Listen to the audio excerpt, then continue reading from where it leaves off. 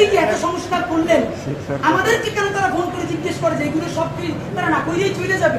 Please July সনদ ঘোষণার আগে যা যা করতেছেন সেই রাজনৈতিক দলগুলোর একদিকে সামনে রাখেন, শহীদ পরিবারগুলোর সামনে রাখেন, তারপর বলেন যে এই যে করছি একটু শহীদ পরিবারের কথা মূল্যায়ন করেন। এটা যদি একটাও না করেন তাহলে কি করবো? এই সরকার দুর্বল হয় সেটা করবো না, আমরা নির্বাচনের বিরুদ্ধেও দাঁড়াবো না, তাইলে আবার বলবে আমরা গণতন্ত্র চাই না। আমরা যারা ক্ষমতাহীন কিন্তু জনতার জবানে কথা বলি, তারা এই নির্বাচন বয়কটের ডাক দিব।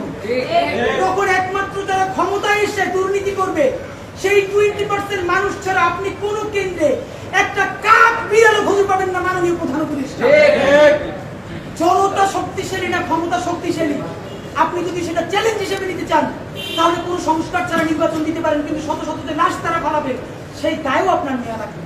মাননীয় প্রধান উপদেষ্টা, আপনারা আমরা ভালোবাসি জুলাইয়ের জন্য, আপনি প্লিজ তাদের বন্দুক আপনার কাছে নিয়ে আপনি বিদায় নিয়েন না।